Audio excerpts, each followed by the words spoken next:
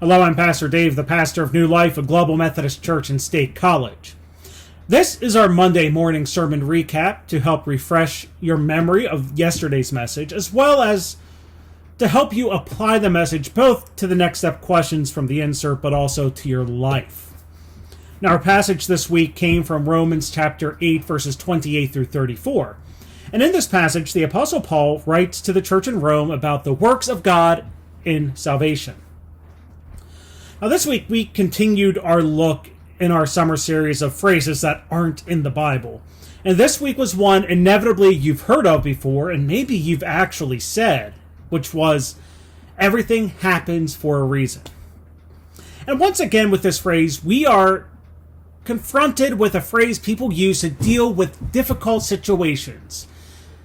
The type that are difficult for us to really understand what's happening.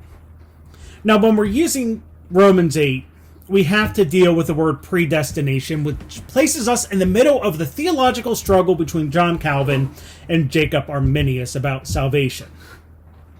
Now, this sermon was not about the deeper theological discussions of predestination versus free will, or Calvinism versus Arminianism, or Presbyterian versus Methodist. But at a minimum, we can all agree that, at a minimum, God knows what will happen. God is omnipotent. And in my Arminian theology, I look at this and say that God knows who will and will not respond to that call on their lives, who's going to surrender their will to God's will. And I can even accept that God may deliberately choose people to come to faith because God has a specific mission for them. But I still know that the person still must surrender their will to God. Because faith, like love, cannot truly be forced. But when we're looking at Romans 8, specifically verses 28 or 29 and 30, we see there is a limit to what Paul is describing in this passage. Because Paul is not describing God's control over everything. The Apostle Paul is using predestination only in terms of a response to Christ. This isn't about every single action, it's literally about salvation. But yet, we often take it in that other way, which is not a good thing because God does not control every human interaction, even if he can do so. I'm not saying God cannot control humans, but what I am saying is that God does not force every action. And I say this because if we think that God is controlling everything on earth, there is a deeper theological issue that we have to deal with. And the best way to highlight this is just in the basic concept of sin. Sin, at its core, is simply rebellion against God. Well, we know that people sin, so what's the source of sin? If you say sin is caused by God, which I am not saying, how can God be the source of rebellion against himself? There's still some human agency in this. And as such, God is not controlling every little thing that happens on earth.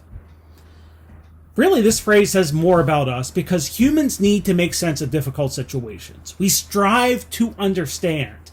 And sometimes we need something or someone to blame. And sometimes in the heat of the moment, we try to place the blame on God. And I will say that God can take our anger and frustration, but God is not the source of hardship. That's not in the divine nature. And if you don't believe me, look at John 11 with the death and Jesus' raising of Lazarus. Look at that and tell me that God wills suffering. When specifically a single verse in there says Jesus wept. Instead, we need to remember that even when things go wrong, God can use it. Just like with Lazarus, Jesus wasn't there to prevent the death, thereby reminding us that death is part of life and faith. But God did something amazing through an action that was going to happen. And it's another great way of saying this, of God did not create the mess, but God will use it. And that is an important thing for us to remember. So there you go. Hopefully that helps refresh your memory of the message. If you would like, you can go back on Facebook for the next 30 days to watch the full service, or you could go on the church's YouTube page where we do post a sermon, and there it does remain. But as always, we worship at 10 a.m. at the Center Learning Community Charter School located at 2643 West College Avenue in State College. We stream the service on Facebook, we post on YouTube, and yes, the church does have an X page as well.